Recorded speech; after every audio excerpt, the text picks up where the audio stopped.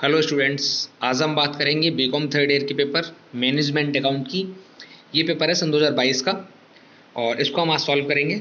चलिए स्टार्ट करते हैं। पहला क्वेश्चन, निम्न में से कौन सी तरल संपत्ति नहीं है, कौन सी लिक्विड असेट्स नहीं है।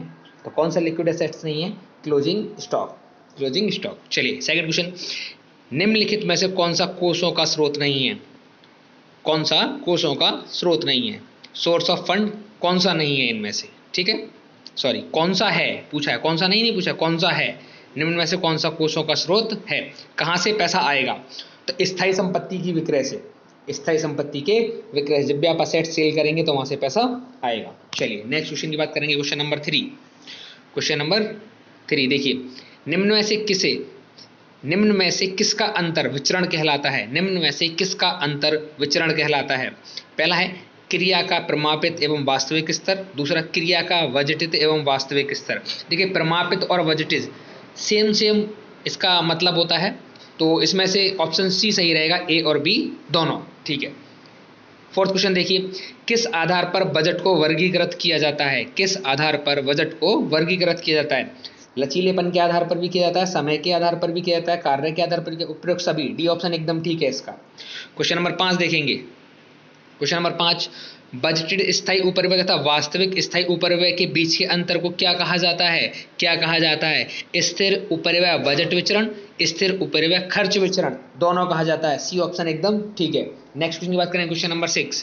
क्वेश्चन नंबर 6 देखिए, निम्नलिखित में से किसके द्वारा कार्यशील पूंजी में वृद्धि होगी। निम्नलिखित में से किसके द्वारा कार्यशील पूंजी में वृद्धि होगी। तो कौन सा ऑप्शन ठीक रहेगा? रोकड़ हेतु पुरानी मशीन की बिक्री। जब भी आप किसी फिक्स असेट्स को सेल करते हैं तो आपकी कार्यशील पूंजी में वृद्धि हो जाएगी, लेकिन करंट असेट्स के लेन देन जब आप करते हैं तो कोई भी वृद्धि नहीं होगी, कोई भी वर्किंग कैपिटल चेंज आपकी नहीं होने वाली है, क्योंकि करंट असेट्स में अगर कैश आएगा तो कोई करंट असेट्स जाएगी, मतलब इक्वल रहेगा। जितना कैश आएगा या जाएगा उतना करंट असेट जाएगा या आएगा, तो उसमें कुछ नहीं होने वाला है। बाकी अगर करंट और फिक्स के बीच में कोई ट्रांजैक्शन है, एक तरफ से करंट असेट्स कम हो रहा है या ज़्यादा हो रहा है और दूसरी तरफ आपका फिक्स असेट्स कम हो रहा है ज़्यादा हो रहा है, तो वर्किंग कैपिटल पर प्रभाव पड़ेगा। तो इसका ऑप्शन क्या है? सी ऑप्शन एकदम ठीक है। नेक्स्ट क्वेश्चन की बात करेंगे। Next question, question number 4, question number 7। Question number 7 देखिए, 7 ये है 7th question. Question number 7 numerical question है। पहला देखिए, यदि प्रमापित परिवर्तन उपरिव्यय 4 रुपये प्रति इकाई, उत्पादन 12,500 इकाइयाँ तथा वास्तविक परिवर्तनशील उपरिव्यय 48,000 रुपये है, तो परिवर्तनशील उपरिव्यय लागत विचरण क्या होने वाला है। देखिए आपने जब सोचा था प्रमापित कितना हो, 4 रुपये एक इकाई का, और कितनी इकाइयों के लिए सोचा है आपने? 12,500 इकाइयों के लिए, ठीक है। तो इतना आपने सोचा था, कितना हो गया आपका? 50,000 रुपया। तो आपने जो सोचा था कि 50,000 रुपये खर्च हो जाएंगे आपके, ठीक है, लेकिन खर्च कितने रुपए हो रहे हैं? खर्च हो रहे हैं आपके 48,000 रुपये। वास्तविक कितने हैं? 48,000। 48,000 आपके टोटल खर्च हुए। आपने सोचा था कि 50,000 का खर्चा होगा, लेकिन खर्चा कितने का हुआ? 48 का। 2,000 आपको बच गए। तो जो 2,000 डिफरेंस होता है ना वास्तविक में और प्रमापित में, जितना सोचा है उसमें और जितना हो जाएगा रियल में उसमें, है ना, तो वो जो डिफरेंस रहता है वही वेरिएंस होता है, वही आपका क्या होता है? विचरण होने वाला है, ठीक है। तो दोनों के बीच में डिफरेंस कितने का? 2,000 का। 2,000 का आपको फायदा होने वाला है, तो इसमें क्या होने वाला है? 2,000 रुपये अनुकूल, 2,000 रुपये अनुकूल, ठीक है। चलिए नेक्स्ट की बात करें, क्वेश्चन नंबर 8। क्वेश्चन नंबर 8 की बात करेंगे। देखिए, देनदारों से अप्राप्य ऋण अपलिखित करने पर चालू अनुपात पर क्या प्रभाव पड़ेगा, ठीक है। देनदारों से अप्राप्य ऋण अपलिखित करने पर, जो अप्राप्य ऋण है, जो बैड डेट्स है, वो अपलिखित कर दिया गया है, तो चालू अनुपात पर क्या प्रभाव पड़ने वाला है। तो क्या प्रभाव पड़ेगा इसमें? चालू अनुपात आपका कम हो जाएगा, चालू अनुपात आपका कम हो जाएगा। चलिए नेक्स्ट क्वेश्चन की बात करेंगे। क्वेश्चन नंबर 9 क्वेश्चन देखेंगे। 9 प्रबंधकीय लेखांकन संबंधित है, प्रबंधकीय लेखांकन संबंधित है।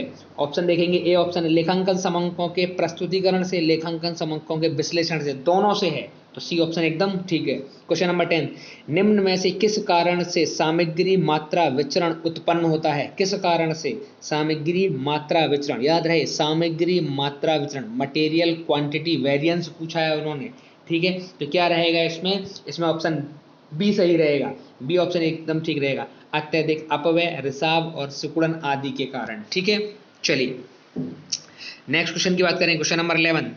क्वेश्चन नंबर 11, आधारभूत प्रमाप किस अवधि के लिए स्थापित किए जाते हैं? आधारभूत प्रमाप किस अवधि के लिए स्थापित किए जाते हैं? तो डी ऑप्शन एकदम ठीक है, अनिश्चित अवधि के लिए, अनिश्चित काल के लिए होते हैं। क्वेश्चन नंबर 12 देखेंगे, question number 12 question numerical question है, देखते हैं। यदि समता अंशों का अंकित मूल्य 10 रुपये है, बाजार मूल्य 40 रुपये है, समता अंशों का अंकित मूल्य 10 रुपये है, बाजार मूल्य 40 रुपये है, समता अंशधारी हेतु उपलब्ध लाभ 2 लाख रुपए का है, तो समता अंशों की संख्या 50,000 हो, तो अर्जन प्राप्ति अनुपात क्या रहेगा? अर्जन प्राप्ति अनुपात क्या रहेगा? देखिए कितना लाभ उपलब्ध है उनके पास, कितना लाभ उपलब्ध है उनके पास? 2 लाख रुपए का लाभ उपलब्ध है। 2 लाख रुपए उनको डिस्ट्रीब्यूट करने हैं, कितने शेयरों के लिए? 50,000 शेयरों के लिए। इसका मतलब एक शेयर को कितना मिलेगा? 4 रुपया मिलने वाला है। एक शेयर को कितना मिलेगा? 4 रुपया मिलने वाला है। शेयर का मार्केट वैल्यू क्या है? मार्केट वैल्यू है 40 रुपया। तो 40 रुपए के शेयर पे 4 रुपए मिल रहे हैं, तो कितना परसेंट मिल रहा है? 4 रुपए जो है वो 40 रुपए के शेयर पे मिल रहा है, मल्टीप्लाई बाय 100 कितना रहेगा? 40%, सॉरी 10%। कितना रहेगा? 10%। इसका सही आंसर रहेगा 10%। ठीक है, कैसे निकालते हैं? डिविडेंड अपॉन मार्केट प्राइस पर शेयर मल्टीप्लाई बाय 100, इस फॉर्मूले से निकाला गया है। ये बात समझ में आ गई? चलिए नेक्स्ट क्वेश्चन की बात करते हैं, क्वेश्चन नंबर 13 क्वेश्चन की बात करेंगे। क्वेश्चन नंबर 13 देखिए, 13, यदि कंपनी, न्यूमेरिकल क्वेश्चन है, यदि कंपनी लागत पर 20% सकल लाभ अर्जित करती है, इसकी उधार बिक्री व नगद बिक्री से दोगुनी है। जो उधार बिक्री है वो नगद बिक्री से दोगुनी है, तो यदि उधार बिक्री 5 लाख रुपए की, तो सकल लाभ अनुपात बताइए। उधार बिक्री कितने की है? 5 लाख की है, तो सकल लाभ अनुपात आपको बताना है। चलिए कैसे बता पाएंगे? देखिए हम ऐसा मान लेते हैं, 2 तरीके हैं इस क्वेश्चन को करने के। ऐसा मान लेते हैं कि जो लाभ है वो लाभ कितना है? 20% है ना? 20%। जो लाभ है वो कितना है? 20% है। और वो 20% किस पर है? वो 20% लागत पर है। इसका मतलब जो कॉस्ट है वो कितना है? 100, और लाभ कितना हो गया? 20%। तो सेल कितना बन गया हमारा? 120 का सेल बन गया। ये बात समझ में आ गई होगी? ठीक है, अच्छा लाभ अनुपात जो निकाला जाता है हमेशा ऑन सेल निकाला जाता है। कैसे निकालते हैं लाभ अनुपात? Profit upon sale multiply by 100, profit upon sale multiply by 100। इसको करते हैं, हमने 20 का लाभ अर्न किया है, कितने पे? 120 पे, और मल्टीप्लाई बाय 100। इसको ऐसे सॉल्व करेंगे तो इसका आंसर रहेगा 16.67%। बी ऑप्शन एकदम ठीक है, बी ऑप्शन एकदम ठीक है, बी ऑप्शन एकदम ठीक है। या दूसरा तरीका क्या है? दूसरा तरीका ये है, उसने बोला उधार बिक्री नगद बिक्री से दोगुनी है। उधार बिक्री कितने की है? 5 लाख की है, लेकिन ये 5 लाख रुपए जो हैं, ये जो 5 लाख रुपए हैं, ये 2 गुने हैं किससे? कैश सेल से। तो ये 2 गुने कितने के होंगे? 2.5 लाख के, 2.5 लाख के। तो टोटल सेल कितने की बन गई है? टोटल सेल हो गई है 7.5 लाख की, 7.5 लाख की। ठीक है, टोटल सेल 7.5 लाख की है, और वो 20% पर प्रॉफिट कमाना चाहता है। 20% का प्रॉफिट है ऑन कॉस्ट, तो कॉस्ट हमने 100 माना, और 20% का प्रॉफिट है तो कितना होगा? 120। ये जो 7,50,000 रुपए हैं ये 120 के बराबर हैं, तो पहले हमको 20% निकालना पड़ेगा प्रॉफिट अमाउंट में, और अमाउंट को 750 से डिवाइड करके 100 से मल्टीप्लाई करना पड़ेगा। लेकिन ये जो पैटर्न है ये बहुत लेंदी पैटर्न है, ये पैटर्न आपको नहीं करना है। आपको करना है क्या? 100 मान लीजिए कॉस्ट को, और 20 का प्रॉफिट, तो कितना हो गया? 120 की सेल है, 20 का प्रॉफिट है, तो 20 अपॉन 120 मल्टीप्लाई बाय 100 आंसर आ जाएगा। ठीक है, नेक्स्ट क्वेश्चन की बात करेंगे, क्वेश्चन नंबर 14 देखिए, फिर एक न्यूमेरिकल आया हमारे पास। क्वेश्चन नंबर 14 में फिर एक न्यूमेरिकल है, क्या है? यदि बिक्री 8 लाख रुपए, कर से पूर्व का लाभ 1,60,000 रुपए है, आयकर की दर 50% है, तो शुद्ध लाभ अनुपात ज्ञात करो। मैंने बताया था शुद्ध लाभ अनुपात निकालना है तो profit upon sale multiply by 100 ही निकालना पड़ेगा आपको हमेशा। कितना प्रॉफिट कमा रहा है वो? 160 का प्रॉफिट है, लेकिन इस प्रॉफिट में 50% का टैक्स है, तो 50% का टैक्स इसमें से लेस करेंगे तो कितने का बचेगा? ओनली 80,000 बच जाएगा। 80,000 80,000 बच जाएगा। ये आधा लेस कर दिया, 80,000 बच गया। सेल कितने का दे रखा है? 8 लाख का। तो 80,000 रुपीज जो है, जो 80,000 रुपए है, वो 8 लाख रुपए का, वो 8 लाख रुपए का कितना परसेंट है? वो है 10%। इसका राइट आंसर कितना है? 10%। ए ऑप्शन एकदम ठीक है, ए ऑप्शन एकदम ठीक है। चलिए नेक्स्ट क्वेश्चन की बात करेंगे। क्वेश्चन नंबर 15, फिर एक न्यूमेरिकल मिला हमको। क्वेश्चन नंबर 15 फिर एक न्यूमेरिकल है। देखिए क्या है? देनदार आवर्त अनुपात क्या होगा? देनदार डेटर्स टर्नओवर रेशो क्या होगा? यदि प्रारंभिक देनदार 40,000 रुपए के हैं, देनदारों से प्राप्त रोकड़ 2.5 लाख रुपए की है, अंतिम देनदार 65,000 रुपए के हैं तथा बिक्री वापसी 15,000 रुपए की है, तो इसमें सबसे पहले हमको ज्ञात करना पड़ेगा कि हमने कितने रुपए का माल बेचा है। क्योंकि फॉर्मूले में डेटर्स टर्नओवर रेशो कैसे निकलता है? डेटर्स टर्नओवर रेशो निकलता है net credit sale, net credit sale upon upon average average receivable, average receivable निकलेंगे।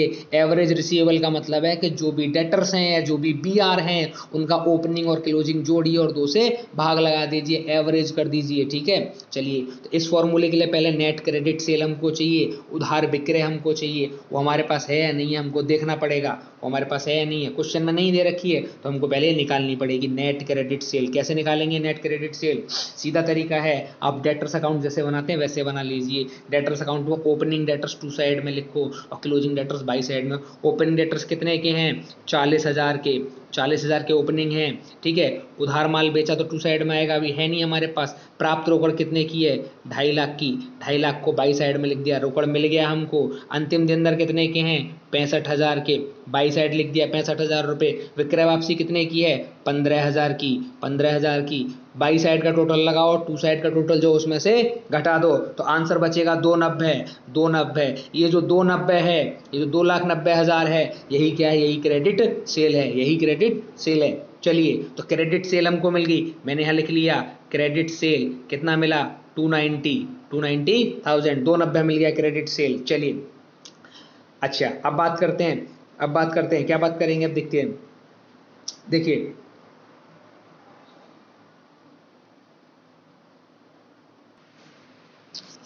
देखिए क्रेडिट सेल कितने का था? क्रेडिट सेल था, हमने लिखा था 290 का, 290 का क्रेडिट सेल है।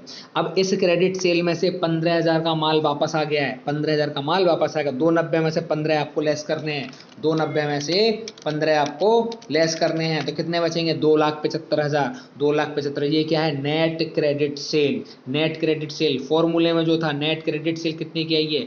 2,75,000 रुपया, 2,75,000 डिवाइड बाई, किससे डिवाइड करेंगे इसको? इसको एवरेज रिसीवेबल से। रिसीवेबल कैसे निकलता है? देनदार का ओपनिंग बैलेंस और क्लोजिंग बैलेंस। ओपनिंग बैलेंस ये रहा, क्लोजिंग बैलेंस ये रहा, दोनों को आप ऐड कर दीजिए, दोनों को ऐड कर दो और 2 से भाग लगा दो। कितना आ गया? 55,000 रुपया, 55,000 रुपया, 55,000 रुपया।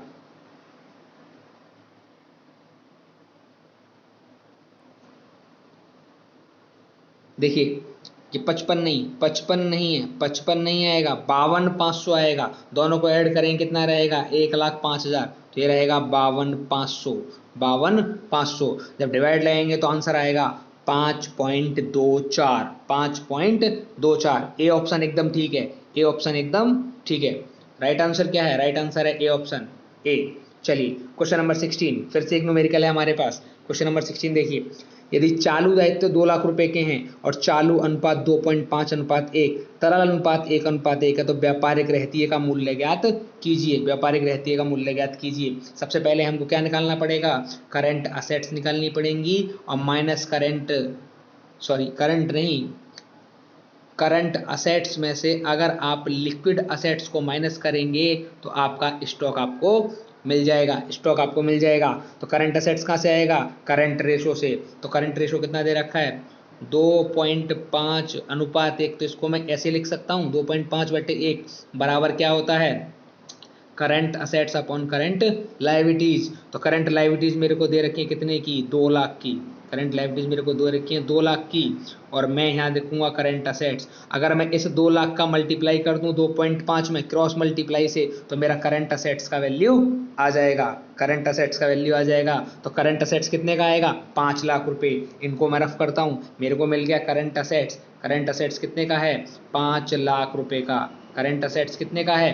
5 लाख रुपए का। इसी तरीके से हम निकालेंगे लिक्विड असेट्स। लिक्विड असेट्स में क्या दे रखा है? 1:1, मतलब जितना दायित्व है उतना ही लायबिलिटी, जितना दायित्व है उतना ही असेट्स है। इसका फॉर्मूला क्या होता है लिक्विड का? लिक्विड असेट, लिक्विड रेशो का फॉर्मूला है liquid assets upon current liabilities बराबर 1:1 का दे रखा है, 1:1। तो इसका मतलब 2 लाख रुपए का है। लिक्विड असेट्स कितने का है? 2 लाख का। तो लिक्विड असेट्स कितने का है? लिक्विड असेट्स है 2 लाख का। ये करंट असेट्स है, ये करंट असेट्स है। लिक्विड असेट्स कितने का हो गया? 2 लाख का। और इन दोनों के बीच का डिफरेंस जो रहेगा वो स्टॉक रहेगा, मतलब 3 लाख रुपए। सी ऑप्शन एकदम ठीक है, सी ऑप्शन एकदम ठीक है। चलिए नेक्स्ट क्वेश्चन की बात करेंगे। नेक्स्ट देखिए, नेक्स्ट क्वेश्चन की बात करेंगे। यदि चालू अनुपात दे रखा है 2.8:1, तरल अनुपात दे रखा है 1:1 तथा कार्यशील पूंजी दे रखी है 1,62,000 रुपये, तो तरल संपत्तियां कितनी होंगी? ठीक है। अच्छा, पहले आपको जानना पड़ेगा कि कार्यशील पूंजी जो होती है वर्किंग कैपिटल बराबर क्या होता है? वर्किंग कैपिटल बराबर होता है current liabilities, sorry current assets minus current liabilities. ठीक है। तो करंट असेट्स हमारे पास होनी चाहिए और साथ में हमारे पास करंट लायबिलिटीज होनी चाहिए। तो आपका क्या आ जाएगा? आपका वर्किंग कैपिटल आ जाएगा। देखिए, चालू अनुपात दे रखा है आपका। तो चालू अनुपात में 2 चीजें होती हैं, एक आपका होता है क्या? करंट असेट्स, और एक होता है आपका करंट लायबिलिटीज। एक होता है आपका करंट असेट्स और एक होता है आपका करंट लायबिलिटीज। करंट असेट्स की वैल्यू कितनी दे रखी है? 2.8, और करंट लायबिलिटीज की वैल्यू दे रखी है 1। ठीक है। और इन दोनों के बीच का जो डिफरेंस है, दोनों के बीच का डिफरेंस है वो कितना है? 1.8। और 1.8 बराबर किसके है? वर्किंग कैपिटल के। ठीक है। अब इसको हम रफ करते हैं यहाँ से। तो 1.8 जो है बराबर है वर्किंग कैपिटल, और वर्किंग कैपिटल हमको क्वेश्चन में दी है कितनी? 1,62,000। पूछा क्या है? तरल संपत्तियां हमसे पूछी गई हैं। ठीक है। तो वर्किंग कैपिटल हमसे यहाँ से हम निकाल देंगे। क्या निकालेंगे हम? यहाँ से हम निकालेंगे तो वर्किंग कैपिटल कितना? 1.8, तो 1,62,000 जो है वो 1.8 के बराबर है, 1.8 के बराबर है। अब हमको क्या चाहिए? तरल संपत्ति। तरल संपत्ति यहाँ से हमको मिलेंगी 1:1 में। तो यहाँ क्या होता है? तरल अनुपात बराबर होता है लिक्विड रेशो बराबर क्या होता है? Liquid assets upon current liabilities. दोनों का 1:1 है। अब 1.8 के बराबर 1,62,000, तो हमको 1 के बराबर की वैल्यू चाहिए। तो इसको डिवाइड करेंगे, कितना आएगा? इसको डिवाइड करेंगे तो कितना आएगा? अभी आ जाएगा इनमें से 90,000 रुपया। ठीक है। अब 90,000 क्वेश्चन में आंसर में कहीं दिया नहीं है, तो क्या रहेगा? डी ऑप्शन एकदम ठीक है, इनमें से कोई नहीं, इनमें से कोई नहीं। ठीक है। नेक्स्ट क्वेश्चन की बात करेंगे, क्वेश्चन नंबर 18। सॉरी, देखिए, यदि सीमांत उपांत सुरक्षा 50,000 रुपये तथा लाभ मात्रा अनुपात 25% है, तो लाभ की रकम क्या होगी? ठीक है। पीवी रेशो आपको दिया हुआ है, प्रॉफिट आपको बताना है, मार्जिन ऑफ सेफ्टी आपका दिया हुआ है कितना? 50,000 रुपया। कैसे निकाल पाएंगे? मार्जिन ऑफ सेफ्टी का फॉर्मूला क्या है?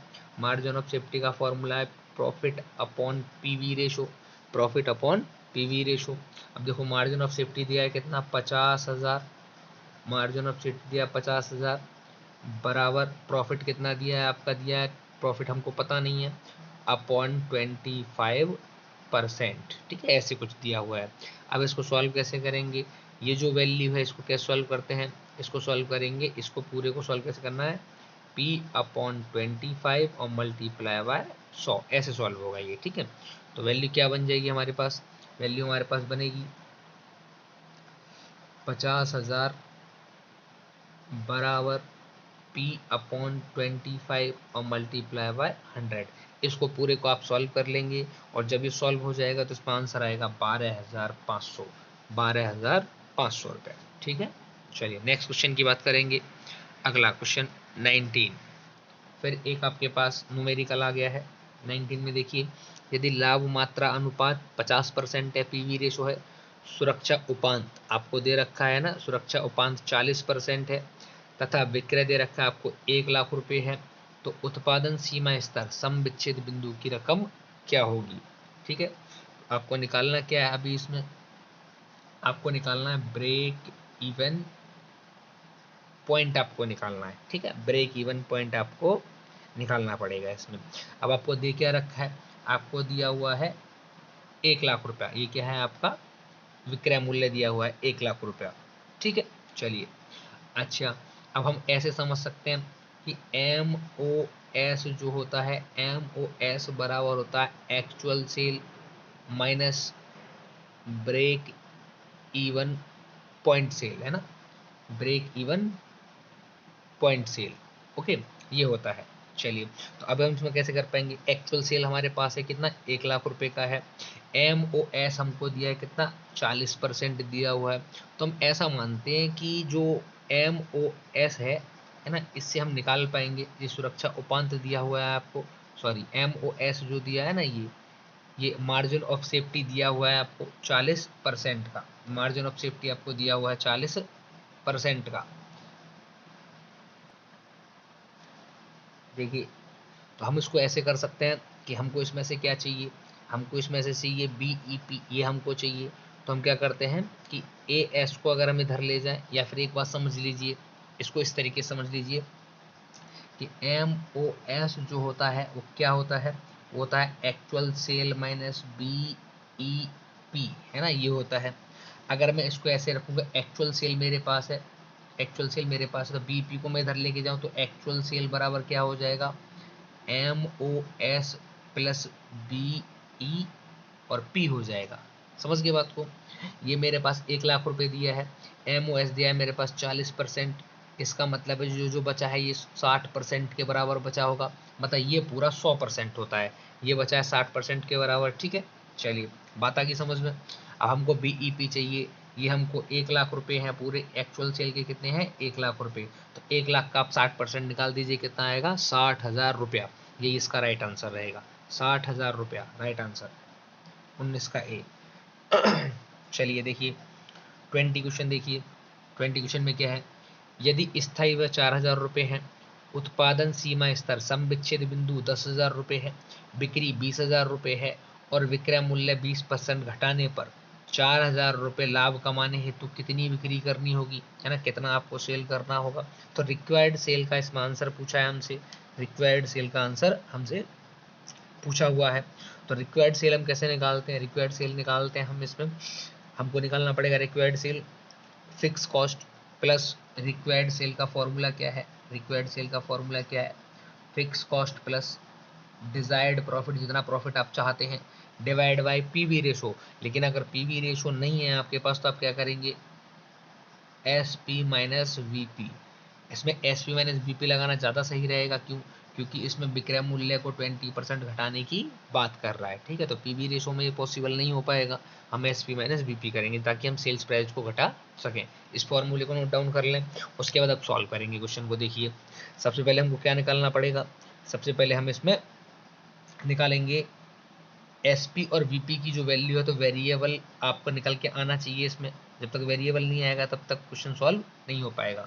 तो देखिए कैसे निकालेंगे हम इसको, इसका तरीका है fix cost upon S P minus V P, ठीक है, और मल्टीप्लाई बाय सेल्स बराबर, ये क्या बन जाएगा हमारे पास, मल्टीप्लाई बाय सेल करेंगे तो क्या बन जाएगा हमारे पास, ये हमारे पास बन जाएगा B E P, break even point. देखिए फिक्स कॉस्ट कितने का है, फिक्स कॉस्ट हमारे पास 4,000 का, फिक्स कॉस्ट 4,000 का, डिवाइड बाई एस पी कितने का है, एस पी हमारे पास 20,000 का, और वेरिएबल हमको चाहिए, ब्रैकेट क्लोज कर दिया, मल्टीप्लाई बाय सेल कितने का है, 20,000 का, और इसके बराबर में जो आंसर आएगा वो कितना आएगा, 10,000। हम इस पूरे पार्ट को करेंगे सॉल्व, ठीक है, और जब इस पूरे पार्ट को हम सॉल्व कर देंगे तो हमारा एक आंसर निकल के आएगा, और वो आंसर रहेगा 12,000 रुपया।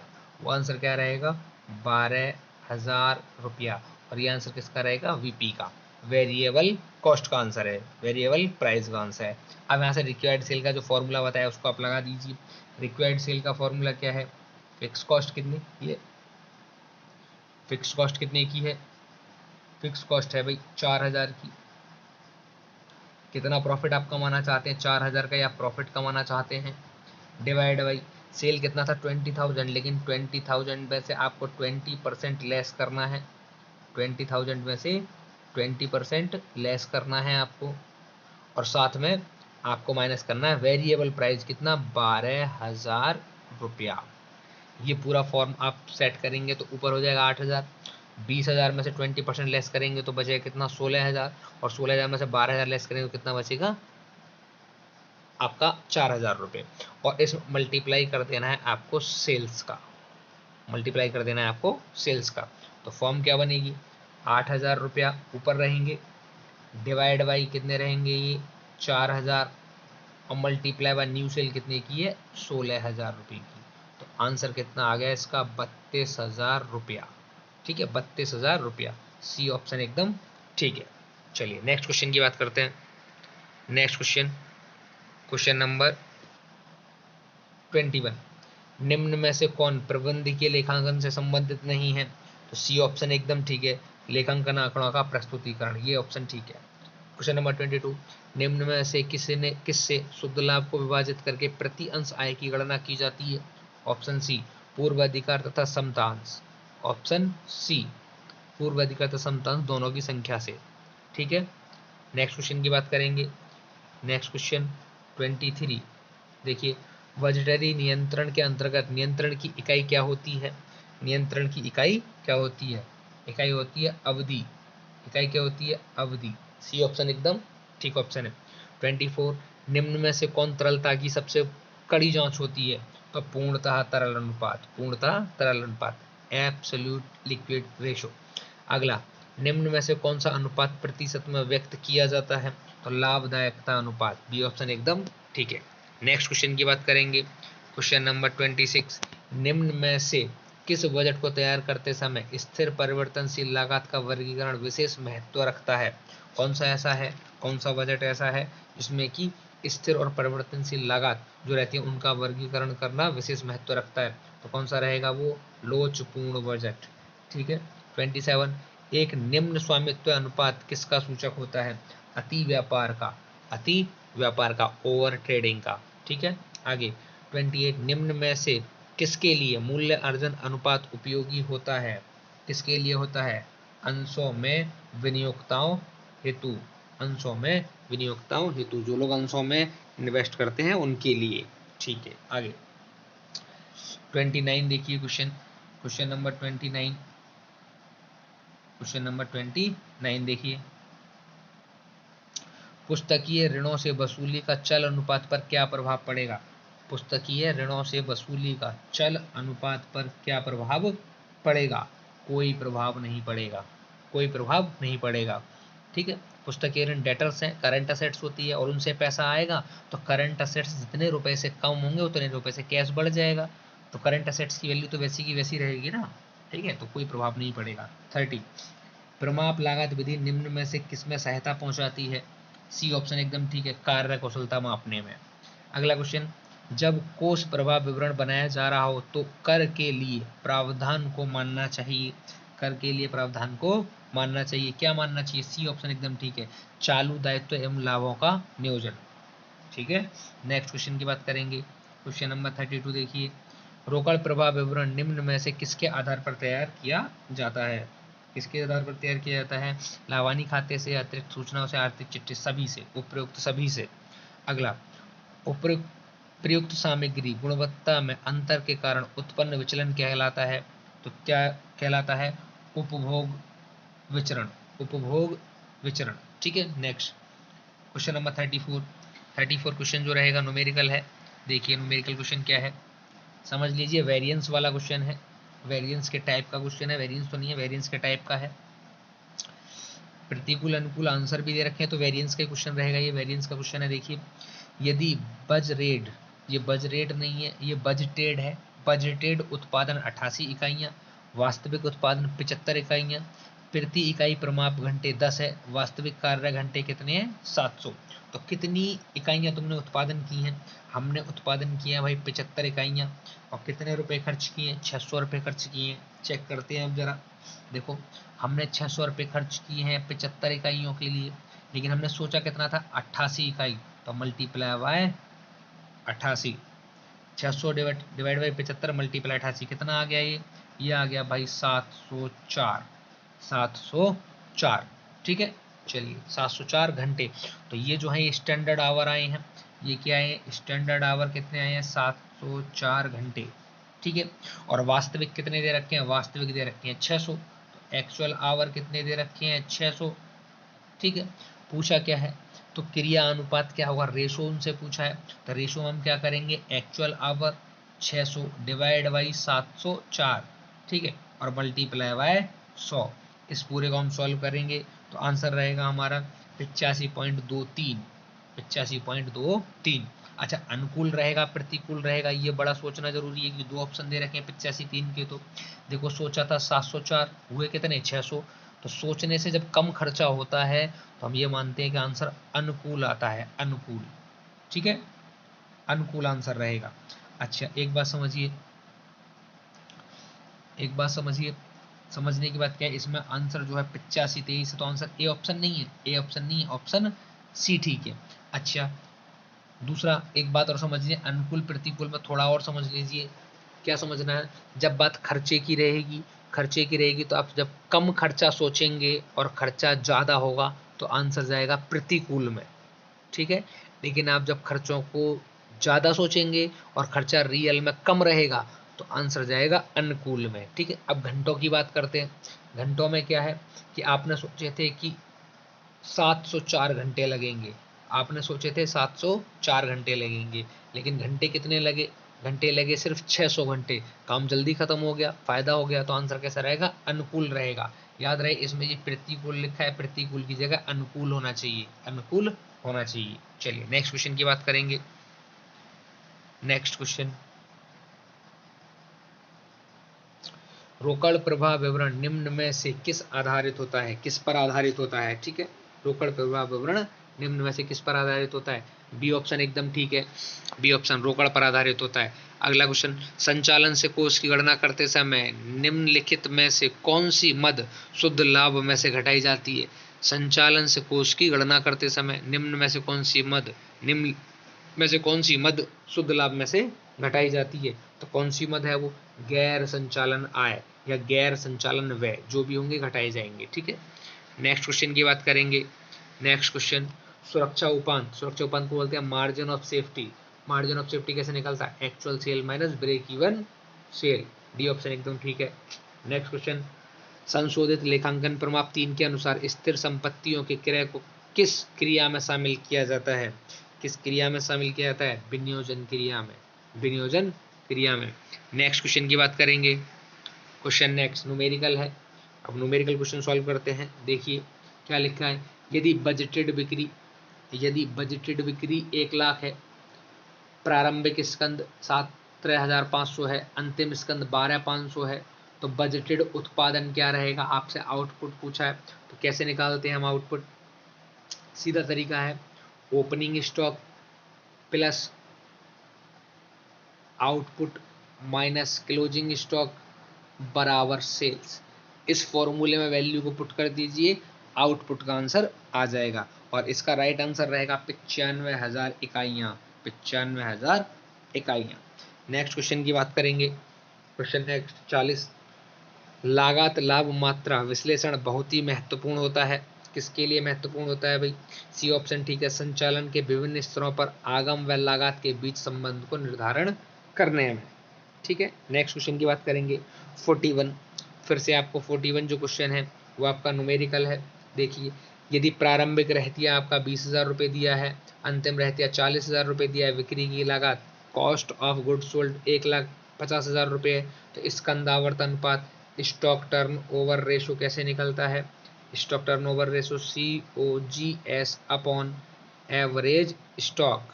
COGS की वैल्यू है आपके पास ये 1.5 लाख रुपए, एवरेज स्टॉक कैसे निकलता है 20,000 प्लस 40,000 डिवाइड बाई 2, कितना 30,000 रुपये, इस फॉर्मूले में लगा दीजिए, आंसर आ जाएगा 5 गुना। बी ऑप्शन एकदम ठीक है। नेक्स्ट क्वेश्चन की बात करेंगे। अगला क्वेश्चन 42, यदि वसूल किए गए स्थिर उपरिव्यय 26,000 रुपये हैं, बजटेड विचरण कितने का 2,000 रुपये अनुकूल है, मात्रा विचरण कितना 700 रुपये प्रतिकूल है। तो दो विचरण अलग अलग दे रखे हैं, 2,000 रुपये जो हैं वो अनुकूल हैं, 500 रुपये जो है वो प्रतिकूल हैं, माइनस वाले हैं, तो कितने बचेंगे, प्लस के 1,500 रुपये बचेंगे। ठीक है, चलिए नेक्स्ट क्वेश्चन की बात करते हैं। अब नेक्स्ट क्वेश्चन नहीं, इसी में आगे बात करते हैं।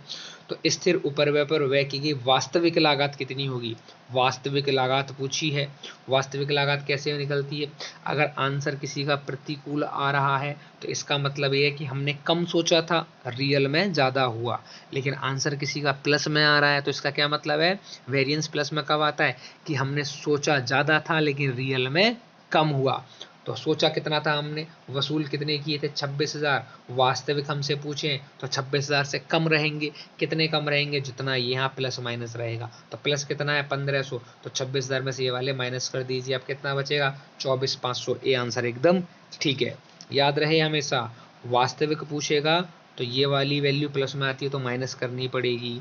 अगर बजटेड पूछ रहा है तो जैसी है वैसी की वैसी रखनी पड़ेगी आपको। ठीक है, आगे और क्वेश्चन आएगा ऐसा, तब हम देखते हैं उसको। देखिए next question, question number 43। Question number 43 theory का क्वेश्चन है। रोकड़ प्रवाह विवरण वित्तीय आयोजन के किस प्रारूप में सहायता प्रदान करता है, भाई अल्पकाल में सहायता प्रदान करता है। क्वेश्चन नंबर 44, यदि विक्रय 25,000 रुपये, ओनली 25,000 रुपये, स्थायी लागत 75,000 रुपये और परिवर्तनशील लागत 1.5 लाख रुपये, इसका मतलब है कि खर्चा ज़्यादा किया है और अमाउंट कम में बेचा है उसको। ठीक है, खर्चा ज़्यादा किया है, कम में बेचा है उसको। ओके, तो पूछा क्या, लाभ मात्रा अनुपात निकालिए। तो लाभ मात्रा अनुपात कैसे निकलता है भाई, लाभ मात्रा अनुपात निकलता है, आप निकालेंगे कैसे, S minus V upon S multiply by 100, ऐसे निकलता है। सेल कितना दे रखा है आपका 25,000, 25,000 का सेल है आपका। ठीक है, माइनस वेरिएबल कितना रहेगा, स्थायी परिवर्तनशील लागत कितनी 1.5 लाख की, तो माइनस कर दीजिए आप इसमें 1.5 लाख रुपया, 1.5 लाख माइनस कर दिया, और डिवाइड बाई, डिवाइड आप इसमें करेंगे कितने का 1.5 लाख है, आप इसमें डिवाइड करेंगे तो आंसर तो माइनस में जाएगा। तो लाभ मात्रा अनुपात तो हो नहीं सकता, ये तो हानि मात्रा अनुपात रहेगा, है ना। तो हानि मात्रा अनुपात रहेगा, वो पूछा नहीं है हमसे, तो इनमें से क्या बोलेंगे, इनमें से कोई नहीं, इनमें से कोई नहीं। दूसरी बात समझिए, मुझे लगता है ये क्वेश्चन गलत है, शायद यहाँ मिसप्रिंट हुआ है, ये 2.5 लाख रुपये होना चाहिए। अगर ये 2.5 लाख रुपये होगा, 2.5 लाख से आप क्वेश्चन को सॉल्व करेंगे तो आंसर इसका आएगा 40%। ठीक है, नहीं तो इनमें से कोई नहीं राइट आंसर है। चलिए नेक्स्ट क्वेश्चन की बात करेंगे। नेक्स्ट क्वेश्चन 45, निम्न में से किसको पूर्ण तरलता अनुपात की गणना में शामिल नहीं किया जाता है, तो वो क्या है, देनदार। पूर्ण तरलता अनुपात का क्या मतलब है, absolute, absolute liquid ratio. Absolute में आता क्या क्या है, एब्सोल्यूट में आता है सिर्फ कैश, बैंक और कैश इक्वल जो मार्केटेबल सिक्योरिटी होती है, जिनको कैश में कन्वर्ट करने की जरूरत नहीं है, वो सारे के सारे आपके क्या रहेंगे, आप क्या आएंगे एब्सोल्यूट लिक्विड रेशो में। ठीक है, चलिए नेक्स्ट क्वेश्चन बात करेंगे। भवन पर हिरास है, भवन पर हिरास है, क्या है ये, फंड का स्रोत, सोर्स ऑफ फंड है। दिखने में तो ऐसा लगता है कि फंड का यूज किया गया, लेकिन यूज नहीं है ये फंड का, फंड के लिए आपका सोर्स है ये। ठीक है, चलिए नेक्स्ट क्वेश्चन की बात करेंगे। 47, क्वेश्चन नंबर 47 देखिए, निम्न में से किसके कारण श्रम दर विचरण, निम्न में से किसके कारण श्रम दर विचरण उत्पन्न होता है, किसके कारण होता है, श्रम दर विचरण उत्पन्न होता है किसके कारण, अधिसमय भत्ता के कारण, अधिसमय भत्ता के कारण। नेक्स्ट क्वेश्चन, निम्न में से किसको संचालन लाभ की गणना हेतु लाभ में जोड़ा जाता है, निम्न में से किसको संचालन लाभ की गणना हेतु लाभ में जोड़ा जाता है, किसको जोड़ा जाता है भाई, किसको जोड़ा जाएगा, सभी गैर संचालन व्ययों को। ये थोड़ा गलत लग रहा है क्वेश्चन, निम्न में से किसको संचालन लाभ की गणना हेतु लाभ में जोड़ा, संचालन लाभ की गणना हेतु, संचालन लाभ की गणना, संचालन लाभ में तो सिर्फ संचालन संबंधी जोड़े जाएंगे, सभी गैर संचालन तो नहीं जोड़े जाएंगे। ठीक है, चलिए तो इसको क्या करेंगे अभी हम, इनमें से कोई आंसर हो सकता है क्या, नहीं। एक बार फिर पढ़ते हैं, निम्न में से किसको संचालन लाभ की गणना हेतु लाभ में जोड़ा जाएगा, जो प्रॉफिट रहेगा। हाँ समझिए बात को, बात समझिए, लाभ प्रॉफिट जो रहता है उसमें से संचालन व्यय, संचालन हानि है ना, संचालन लाभ, गैर संचालन व्यय, गैर संचालन लाभ, आय, सबको जोड़ना घटाना हो जाता है, ठीक है। लेकिन उसने पूछा क्या है, जोड़ा जाएगा। ऐसी चीजों को जोड़ा जाता है जो कि कहीं नहीं घटाने चाहिए थे लेकिन फिर भी हमने घटा दिए हैं। तो घटाने वाली आय तो कभी नहीं घटाई थी, आय तो हमेशा जुड़ती है, ठीक है। लेकिन गैर संचालन व्यय ऐसे हैं जिनको हमने घटा दिया था लेकिन हमको घटाना नहीं चाहिए था। क्यों नहीं घटाना चाहिए था? क्योंकि वो संचालन लाभ पूछ रहा है। तो ए ऑप्शन एकदम ठीक है, ए ऑप्शन एकदम ठीक है। क्वेश्चन नंबर 49, क्वेश्चन नंबर 49 देखिए, 49 न्यूमेरिकल क्वेश्चन है, 49 न्यूमेरिकल क्वेश्चन है आपके पास। देखिए क्या कह रहा है, यदि कुल लागत 1,20,000 रुपये, स्थायी लागत 60,000 रुपये, बिक्री दे रखी है 2 लाख रुपए की, तो सीमा सुरक्षा उपांत क्या होगा? इसका मतलब क्या है, मार्जिन ऑफ सेफ्टी क्या रहेगा? तो मार्जिन ऑफ सेफ्टी का फॉर्मूला क्या है? मार्जिन ऑफ सेफ्टी का फॉर्मूला है प्रॉफिट अपॉन पीवी रेशो, ठीक है। अच्छा पीवी रेशो नहीं मिलता है हमको तो हम उसकी जगह पे क्या लगा सकते हैं, एस माइनस वी, ठीक है, एस माइनस वी लगा सकते हैं हम उसकी जगह पे। अब देखते हैं प्रॉफिट कितना रहेगा भाई, हमारे पास 2 लाख की बिक्री है और कुल लागत कितनी है, 1,20,000 रुपए की। इसका मतलब प्रॉफिट रह गया हमारा 80,000 रुपया, ठीक है। चलिए नेक्स्ट, सेल्स कितने की है? सेल्स हमारी दे रखी है 2 लाख रुपए की, तो सेल्स का तो हमको पता है 2 लाख रुपए है, सेल्स तो हमको पता है 2 लाख रुपए है, माइनस हमको करना क्या है, वेरिएबल माइनस करना है। तो वेरिएबल कैसे निकालेंगे, कुल लागत कितनी की, 1,20 की, जिसमें 60 कितने स्थायी हैं, तो कितने बचे, 60 बचे वेरिएबल के, तो 60 बचे 60,000 वेरिएबल के, ठीक है। अब इसको थोड़ा इधर लिख लेते हैं, 80,000 divide by 80,000 divide by 2 lakh, 2 lakh और माइनस का 60,000। आप इसको सॉल्व कर लीजिए, आंसर आपका आ जाएगा। इसको जब सॉल्व करेंगे तो आंसर आ जाएगा और आंसर सही रहेगा इसका 1,14,286। सी ऑप्शन एकदम ठीक रहेगा, सी ऑप्शन एकदम ठीक है। नेक्स्ट क्वेश्चन की बात करेंगे, नेक्स्ट क्वेश्चन 50, यदि लागत 2004 में 29,200 है, याद रहे लागत की बात कर रहा, लागत 2004 में 29,200 है, 2005 में 36,000 है तथा लाभ 2004 के लिए 800 रुपये और 2005 के लिए 2,000 रुपये। तो लाभ मात्रा अनुपात निकालो। जब भी दो अलग अलग ईयर का या अलग अलग ड्यूरेशन का आपको प्रॉफिट और सेल या कॉस्ट दिया हो तो आप चेंज देखते हैं। तो पीवी रेशो कैसे निकलता है, चेंज इन प्रॉफिट और change in sale multiply by 100। कैसे निकालेंगे, चेंज इन प्रॉफिट कितना है भाई, प्रॉफिट में चेंज कितना हो गया 800 और 2000, प्रॉफिट में चेंज कितने का 1200 का, तो प्रॉफिट में चेंज तो हो गया भाई 1200 का divide by change in sale. देखो सेल नहीं दे रखी तो कॉस्ट दे रखी है, पहली कॉस्ट कितनी है 29,200, इसका मतलब प्रॉफिट अगर इसमें हम जोड़ दें ये 800 रुपये का तो ये सेल बन जाएगी। तो पहली सेल कितनी होगी 30,000, अगला अगला कॉस्ट कितना 36,000, प्रॉफिट कितना 2,000, दोनों को जोड़ दो कितना हो गया 38,000, तो 38 में से 30 जाए कितना बचेगा 8,000। तो 1200 divide by 8,000 multiply by 100, 1200 divide by 8,000 multiply by 100, कितना आंसर रहेगा 15,000 का आंसर रहेगा। कॉस्ट में प्रॉफिट को इसलिए प्लस किया क्योंकि सेल नहीं थी, सेल हमने बनाई है, ठीक है, और सेल दी होती है तो कोई दिक्कत नहीं है फिर। चलिए नेक्स्ट क्वेश्चन 51, क्वेश्चन नंबर 51 देखिए, एक बजट एक प्रक्षेपित क्रिया योजना है जिसे निम्न में से किस रूप में प्रकट करते हैं, किस रूप में प्रकट करते हैं, मौद्रिक पदों में, मौद्रिक पदों में।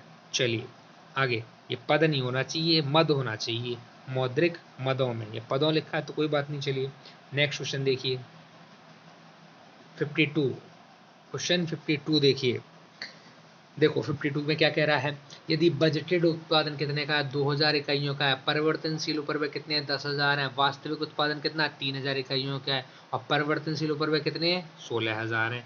तो परिवर्तनशील उपरिव्यय लागत विचरण क्या होगा, ठीक है, लागत विचरण आपसे पूछा है। देखिए वेरिएंस का क्वेश्चन है, समझ में आ जाएगा। आपने सोचा कितना था 10,000 रुपये खर्च होंगे भाई,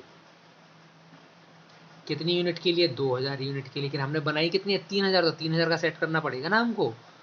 कितने रुपए हो गए, ये हो जाएंगे भाई 15,000 रुपया, मतलब हमने सोचा था 15,000 रुपये खर्च हो जाएंगे, परिवर्तनशील है ना, तो जैसे जैसे यूनिट बढ़ेगी वैसे वैसे खर्चे भी बढ़ेंगे, ठीक है। तो 15,000 हमने सोचे थे, ठीक, लेकिन रियल में कितने हुए हैं 16,000, रियल में हो कितने रहे 16,000 हो रहे हैं। तो देखो सोचे थे 15,000, हो कितने गए 16,000, 1,000 का हो गया नुकसान, तो नुकसान का मतलब क्या है प्रतिकूल, अनफेवर है वो, अनफेवर 1,000 रुपये अनफेवर है, ठीक है। चलिए नेक्स्ट क्वेश्चन की बात करेंगे, नेक्स्ट क्वेश्चन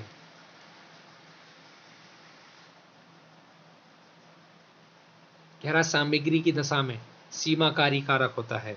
क्या होता है? नियतांश द्वारा लागू प्रतिबंध। ठीक है, नियतांश द्वारा लागू प्रतिबंध। सी ऑप्शन एकदम ठीक है। क्वेश्चन नंबर 54, फिर एक न्यूमेरिकल हमको मिला है। देखो, यदि वास्तविक स्थिर उपरिव्यय, ये वास्तविक दे रखे एक्चुअल है 35,000 रुपए, और बजट विचरण 2200 रुपए, अनुकूल है, अनुकूल मतलब 2200 रुपए जो हैं वो प्लस हैं। ठीक है, मात्रा विचरण, ठीक है, मात्रा विचरण 800 रुपए अनुकूल है, ये भी अनुकूल है 800 रुपए, ये भी प्लस दे रखे हैं। टोटल मिला कितने हो गए? 3000 रुपया प्लस हो चुका है। वसूल किए गए स्थिर उपरिव्यय की रकम कितनी होगी? वसूल तुमने कितने किए हैं वो बताना है। वास्तविक तो ये रहे 35,000 रुपए, वसूल कितने किए हैं? तो देखो ये प्लस में आंसर आ रहा है, इसका मतलब क्या है कि वसूल तुमने ज्यादा किए होंगे। तो 35,000 तुम्हारे पास है वास्तविक वाले, वसूल करने के लिए 3000 इसमें जोड़ दो, टोटल मिला के 38,000। 38,000 फाइनल आंसर है इसका बी ऑप्शन। बी ऑप्शन एकदम ठीक है। चलिए नेक्स्ट क्वेश्चन 55, चालू अनुपात है। चालू अनुपात होता है शोधन क्षमता अनुपात, शोधन क्षमता अनुपात। क्वेश्चन नंबर 56, 54 हो गया, 55 हो गया, 56 देखिए। 56, यदि कुल लागत 30,000 रुपए, स्थायी लागत 15,000 रुपए, इसका मतलब है वेरिएबल भी 15 है, क्योंकि 15 स्थायी है तो 15 वेरिएबल, टोटल मिला के 30 हो गया, वेरिएबल 15। विक्रय दे रखा है 50,000 का, सम विच्छेद बिंदु बताना है, ब्रेक इवन पॉइंट बताना है। तो ब्रेक इवन पॉइंट का फॉर्मूला क्या है? Fix cost upon S minus V, S minus V, answer आ जाएगा तुरंत आपका इसमें। ठीक है, चलिए नेक्स्ट क्वेश्चन की बात करेंगे। नेक्स्ट क्वेश्चन, नेक्स्ट क्वेश्चन की बात करेंगे। अच्छा, इसका आंसर बता देता हूं मैं। इसका आंसर रहेगा आपका 21,428, 21,428 आंसर रहेगा आपका इसका। चलिए, ब्रेक इवन पॉइंट का आंसर 21,428 आंसर रहेगा। ठीक है। अच्छा, रुपए में पूछा है, जब आप रुपए में इसको ज्ञात करेंगे तो इसमें आपको मल्टीप्लाई करना पड़ेगा, मल्टीप्लाई करना पड़ेगा सेल्स का, सेल्स का मल्टीप्लाई सेल्स का। ठीक है, चलिए नेक्स्ट 57, निम्न में से कौन सा गैर चालू दायित्व है? निम्न में से कौन सा गैर चालू दायित्व है? ए ऑप्शन एकदम ठीक है, बंधक ऋण पत्र। ठीक है, नेक्स्ट क्वेश्चन की बात करते हैं। यदि वर्ष के लिए शुद्ध विक्रय 1,80,000 रुपए तथा प्राप्य बिल 30,000 रुपए है, तो औसत संग्रह अवधि क्या होगी? औसत संग्रह अवधि, average collection period, average collection period कैसे निकालते हैं? डेटर्स या average receivable upon net credit sale और मल्टीप्लाई बाय, आंसर अगर मंथ में है तो मल्टीप्लाई 12 और डेज में है तो मल्टीप्लाई बाय 360। ठीक है, तो इसका आंसर आ जाएगा भाई, इसका आंसर आएगा, इसका आंसर आएगा 2 माह, 2 माह आंसर है इसका। ठीक है, चलिए नेक्स्ट क्वेश्चन की बात करेंगे। 59, 59 में देखिए क्या दे रखा है। संशोधित लेखांकन प्रमाप 3 के अनुसार कर का भुगतान किस में शामिल होगा? किस में शामिल होगा? संचालन क्रियाओं में शामिल होगा, ऑपरेटिंग, ऑपरेटिंग में शामिल होगा। ठीक है, नेक्स्ट क्वेश्चन की बात करेंगे। नेक्स्ट क्वेश्चन, प्रबंधकीय लेखांकन विचारधारा के पिता कौन है? नेक्स्ट क्वेश्चन शो नहीं हुआ। नेक्स्ट क्वेश्चन ये रहा, प्रबंधकीय लेखांकन विचारधारा के पिता कौन है? तो बी ऑप्शन एकदम ठीक है, जेम्स एच ब्लिस। ठीक है, नेक्स्ट क्वेश्चन की बात करेंगे। न्यूमेरिकल क्वेश्चन है नेक्स्ट, नेक्स्ट न्यूमेरिकल मिला है, देखते हैं। यदि वर्ष के लिए लाभ 80,000 रुपए, चालू संपत्तियों में वृद्धि और कमी क्रम से 30,000 और 20,000 है, ये वाला प्लस है, ये वाला माइनस है चालू संपत्तियों में, ठीक है, करंट असेट्स में, तो संचालन से रोकड़ होगी। कैसे निकालते हैं हम? प्रॉफिट, प्रॉफिट, प्रॉफिट, उसके बाद में हमको ऐड करना होता है decrease in current assets, add करना होता है डिक्रीज इन करंट असेट्स। कहाँ है डिक्रीज इन करंट असेट्स? किधर है? ये रहा, 20,000 रुपए, तो आपको 80,000 में 20,000 तो प्लस करने हैं। ठीक है, और दूसरा इंक्रीज इन करंट असेट्स आपको माइनस करना पड़ेगा, तो ये 30,000 रुपए आपको माइनस करने हैं। ठीक है, तो कितना हो जाएगा? ये आ जाएगा आपका 70,000। ए ऑप्शन एकदम ठीक है, ए ऑप्शन एकदम ठीक है। चलिए इस चीज को आपको समझा देता हूँ, डिक्रीज इंक्रीज कैसे कैसे होता है। देखो, पहले बात करते हैं करंट असेट्स की। ठीक है, चलिए देखो, अब करंट असेट्स मानो डेटर्स हैं, डेटर्स। ठीक है, अब ये मान लीजिए कि यदि हम इनको इंक्रीज करेंगे डेटर्स का पैसा बढ़ेगा, मतलब डेटर्स का अमाउंट बढ़ेगा, तो इसका मतलब हम इनको पैसा उधार और दे रहे हैं, है ना। ये संचालन से रोकड़ पूछा है ना, कैश फ्रॉम ऑपरेटिंग पूछ रहा है ना, कैश फ्लो स्टेटमेंट चल रहा है ना ये, तो कैश फ्लो में सारी बातें कैश की होंगी, ठीक है। फंड फ्लो नहीं पूछ रहा है इसमें, तो कैश हमने डेटर्स को दिया होगा तभी तो बढ़ेगा डेटर्स, ठीक है। तो अब होने वाला क्या है कि कैश हुआ कम, इसका मतलब लेस में क्या जाएगा, लेस में जाएगा यदि आप इंक्रीज करेंगे डेटर्स को, इंक्रीज इन करेंट असेट्स, ठीक है। जैसी करंट असेट्स बढ़ेगी तभी बढ़ेगी जब आप उनको पैसा देंगे, आपके पास से पैसा जाएगा, मतलब आपका पैसा कम हो रहा है, ठीक है। दूसरी बात, अगर डेटर्स कम होते हैं तो इसका मतलब डेटर्स हमको पैसा वापस कर रहे हैं, तो हमारे पास पैसा आएगा, पैसा आएगा तो वो प्लस में जाएगा, ऐड में जाएगा, लेकिन जाएगा कब, जब डिक्रीज इन करंट असेट्स होगा, जब डिक्रीज इन करंट असेट्स होगा, ठीक है। चलिए, ये तो करंट असेट्स की बात से इसको समझ लीजिए। नेक्स्ट बात समझिए करंट लायबिलिटीज की, और ये समझ लीजिए ये क्रेडिटर्स है, ठीक है।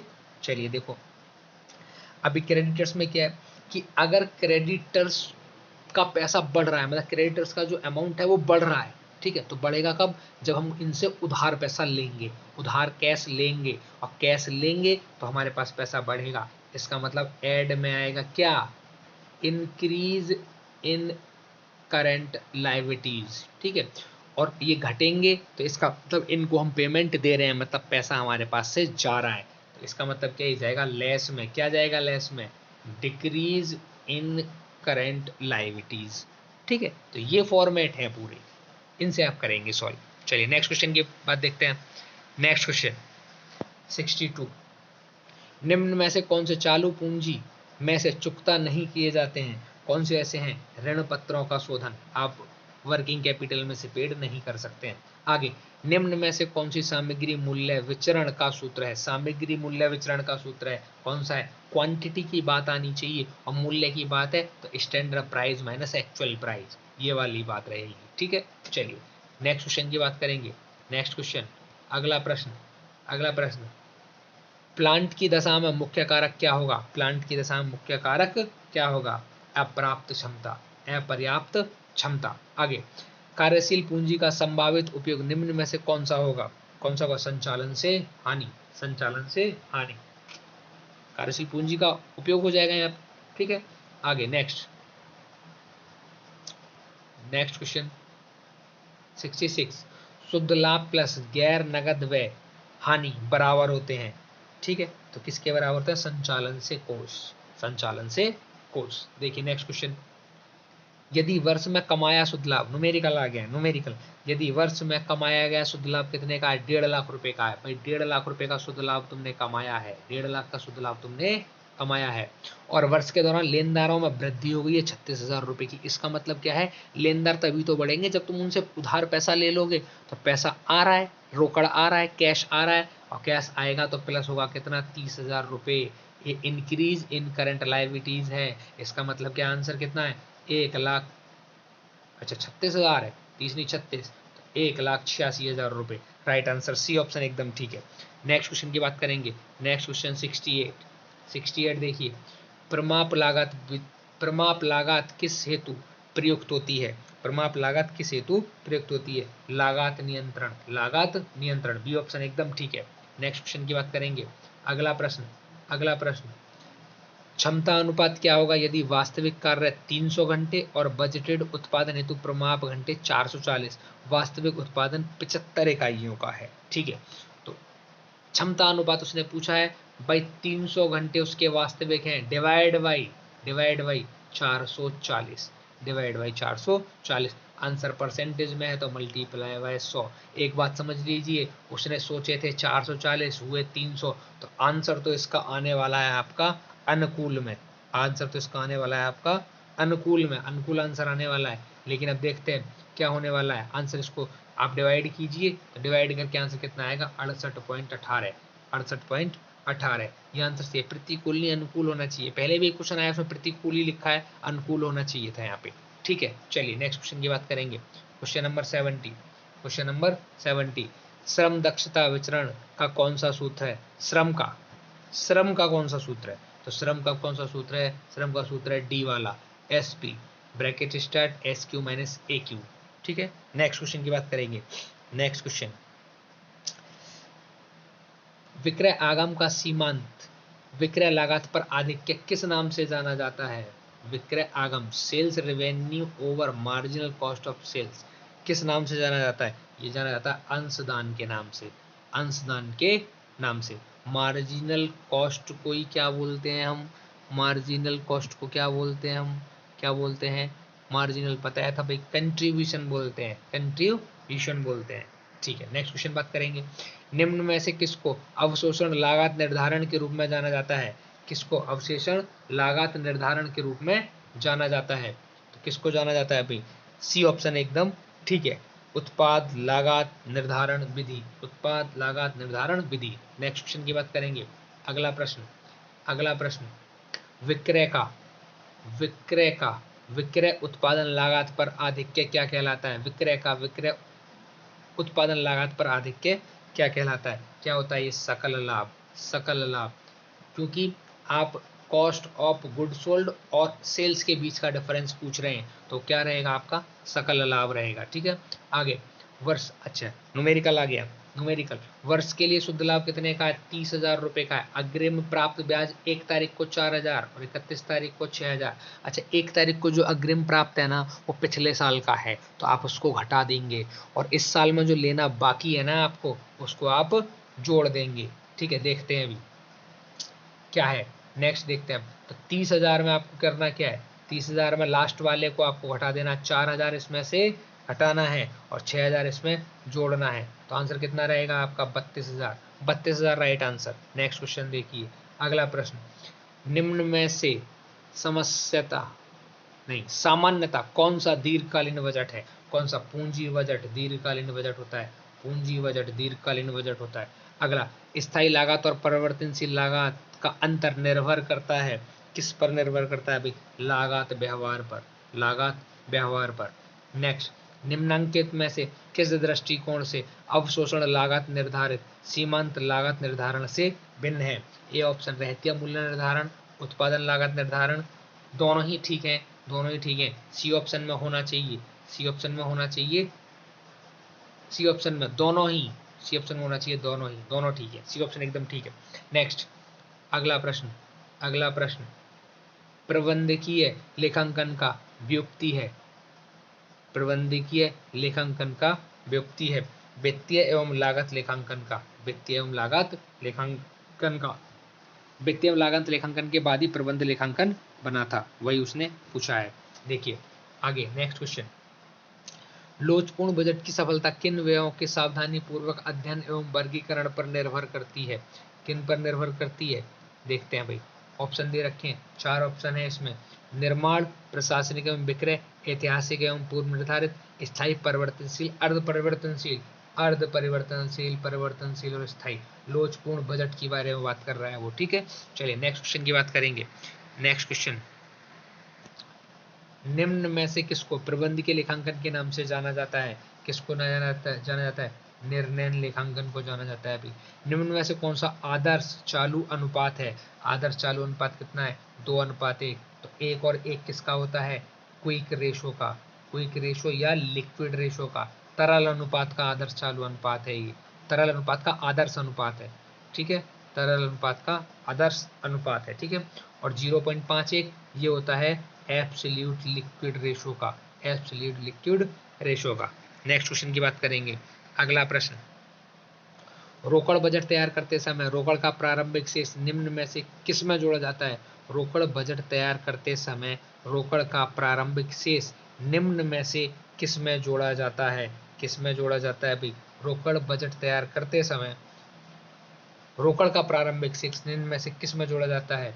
किस में जोड़ा जाएगा? प्राप्तियों में जोड़ा जाएगा, प्राप्तियों में, 2 साइड होता है, प्राप्तियों में आएगा। नेक्स्ट क्वेश्चन, प्रबंधकीय लेखा विधि का प्रयोग है, प्रबंधकीय लेखा विधि का प्रयोग ऐच्छिक है। अगला, प्रारंभिक व्यय है, कृत्रिम संपत्ति है, डी ऑप्शन एकदम ठीक है, कृत्रिम संपत्ति है। नेक्स्ट क्वेश्चन की बात करेंगे। अगला प्रश्न, अगला प्रश्न 85, वास्तविक लागत और प्रमाप लागत के मध्य अंतर को क्या कहते हैं?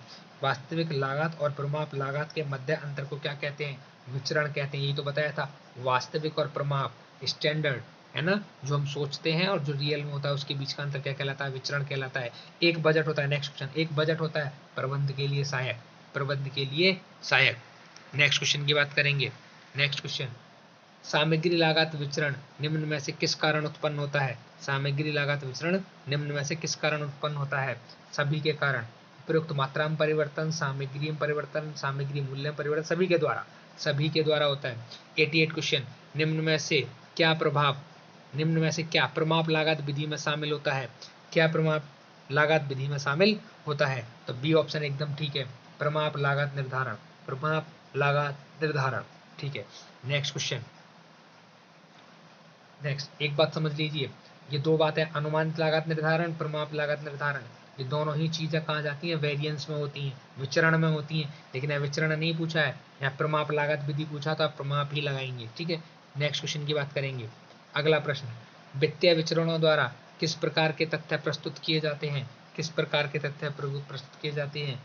अभिलेखित तथ्य, अभिलेखित तथ्य, रिकॉर्डेड फैक्ट्स होते हैं। आगे, प्रबंध के लेखा विधि शब्दावली का प्रयोग सर्वप्रथम किस वर्ष में किया गया था? 1950 में किया गया था।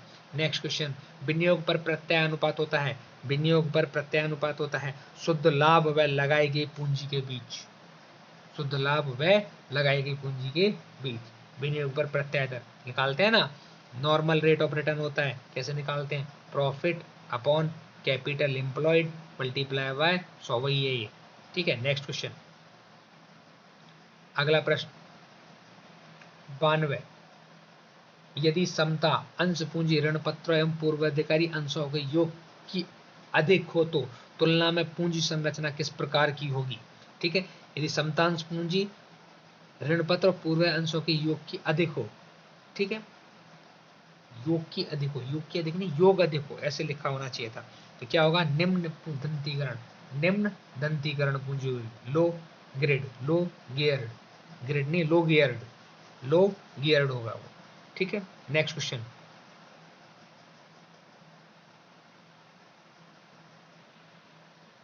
अगला प्रश्न देखिए, एक निम्न स्कंद आवर्त अनुपात किसका सूचक है?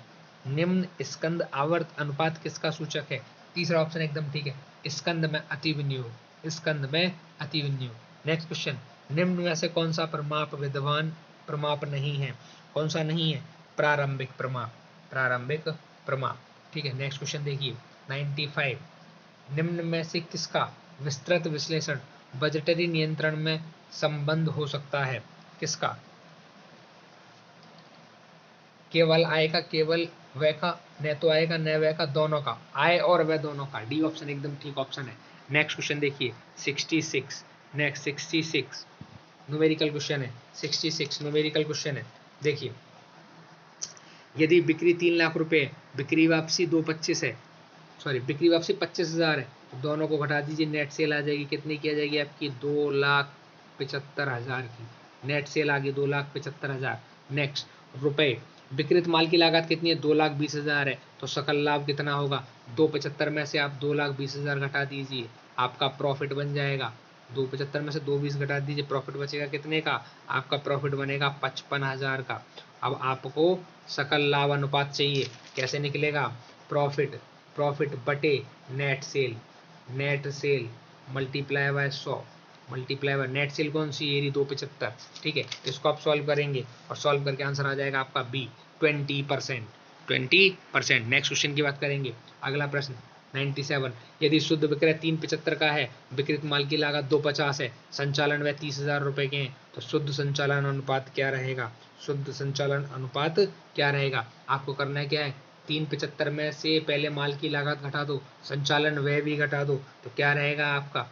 संचालन लाभ आ जाएगा आपका कितना? 95,000 का प्रॉफिट रहेगा, 95,000 का profit, divide by net cell कितने की है? 3,75,000 की, 3,75,000 और मल्टीप्लाई बाय 100 कर दो, इसमें मल्टीप्लाई बाय 100, आंसर आ जाएगा आपका कितना? 25.33, 25.33। नेक्स्ट क्वेश्चन की बात करेंगे। अगला क्वेश्चन 98, यदि चालू अनुपात 4:1 है, अम्ल परख अनुपात, इसका क्या मतलब है? ये लिक्विड रेशो है, लिक्विड रेशो, ठीक है, और स्टॉक 24,000 है, तो चालू दायित्व की रकम कितनी होगी? चालू दायित्व की रकम कितनी होगी। देखते हैं भाई चालू दायित्व की रकम कितनी होने वाली है। देखो अभी चेक क्या करना है, देखो करंट असेट्स की वैल्यू कितनी दे रखी है, इसमें करंट असेट्स की वैल्यू दे रखी है 4, तो पहला वाला असेट्स है, और दूसरे में लिक्विड असेट्स की वैल्यू कितनी दे रखी है, लिक्विड असेट्स की वैल्यू दे रखी है 3, और इन दोनों के बीच का डिफरेंस हमारे अकॉर्डिंग 1 है, लेकिन क्वेश्चन में कितना है 24,000, स्टॉक का मूल्य कितना है 24, तो 1 बराबर कितने के 24,000 के, एक वैल्यू बराबर 24,000 के। पूछा क्या है चालू दायित्व है, देखो यहाँ भी चालू दायित्व 1 का है और यहाँ भी चालू दायित्व 1 का है, तो 1 बराबर 1 के, तो आंसर रहेगा 24,000। क्वेश्चन में 24,000 कहीं भी नहीं दिया, इसका मतलब ये रॉन्ग क्वेश्चन है, 24,000 इज द राइट आंसर, 24,000 सही आंसर है इसका। नेक्स्ट क्वेश्चन की बात करेंगे, अगला प्रश्न 99, यदि तरल अनुपात 2:1 है, स्टॉक 20,000 रुपए है, कुल दायित्व 50,000 के हैं, तो चालू अनुपात क्या होगा। ठीक है, तरल अनुपात कितने का दे रखा है 2:1 का, लिक्विड रेशो कितना है 2:1, 2/1 बराबर क्या होता है ये liquid assets upon current liabilities, ये होता है। ठीक है, चलिए अब देखो चालू दायित्व हमको दे रखे कितने के 50,000 के, 50,000 के, तो 50,000 क्रॉस मल्टीप्लाई 2 में होगा, तो लिक्विड असेट्स कितने की आ जाएंगी, लिक्विड असेट्स आ जाएंगी आपकी कितने की, लिक्विड असेट्स रहेंगी आपकी 1,00,000 रुपए की, लिक्विड असेट्स कितने की रहेंगी 1,00,000 रुपए की लिक्विड असेट्स हो जाएंगी। ठीक है, चलिए ये बात समझ में आ गई, लिक्विड असेट्स कितने की होगी 1,00,000 रुपए की होगी। अब पूछा क्या है तुमसे, पूछा है तुमसे चालू अनुपात क्या रहेगा, तो लिक्विड असेट्स हैं, लिक्विड असेट्स कितने की हैं 1,00,000 की, साथ में इसमें आप यदि 50,000 का स्टॉक जोड़ देंगे तो कितना हो गया 1,50,000 रुपया, 1,50,000 रुपया, तो ये जो 1,50,000 रुपया है ये क्या है तुम्हारा करंट असेट्स, ये क्या है करंट असेट्स। करंट रेशो पूछा है, करंट रेशो चालू अनुपात तुमसे पूछा है, तो कैसे निकालेंगे 1,50,000 बटे 1,50,000 बटे आपका कितना रहेगा, अभी चालू दायित्व कितने का है 50,000 का, चालू दायित्व कितने का है 50,000 का, मिस्टेक हुई है, स्टॉक 20,000 का है 50 का नहीं 20 का, यहाँ कितना रहेगा 1,20, 1,20 में भाग लगा दीजिए 50,000 का, आधे 1,20 में भाग लगा दीजिए 50,000 का, राइट आंसर रहेगा आपका 2.4:1, 2.4:1। ठीक है, next question and last, next and last, यदि विक्रय 4,00,000 रुपए है, औसत रहतिया 60,000 रुपए है, सकल हानि अनुपात 20% हो, तो रहतिया आवर्त अनुपात कितना रहेगा। देखिए आपका विक्रय कितना 40 का, लेकिन 20% की हानि है, इसका मतलब COGS ज़्यादा रहेगा, कॉस्ट ऑफ गुड सोल्ड ज़्यादा रहा होगा, माल ज़्यादा में बना होगा, कितने ज़्यादा में 4,00,000 का 20% कितना आएगा 80,000, तो माल बना होगा 4 में 80 जोड़ दो 480 का, यही क्या है COGS cost of good sold. औसत रहते कितने का 60,000 का, आप भाग लगा दीजिए 480 में 60 का, आंसर आ गया 8 गुना, आंसर डी ऑप्शन एकदम सॉरी सी ऑप्शन एकदम ठीक है 8 गुना। ये पेपर सॉल्व हो गया, आज के लिए बस इतना ही, थैंक यू।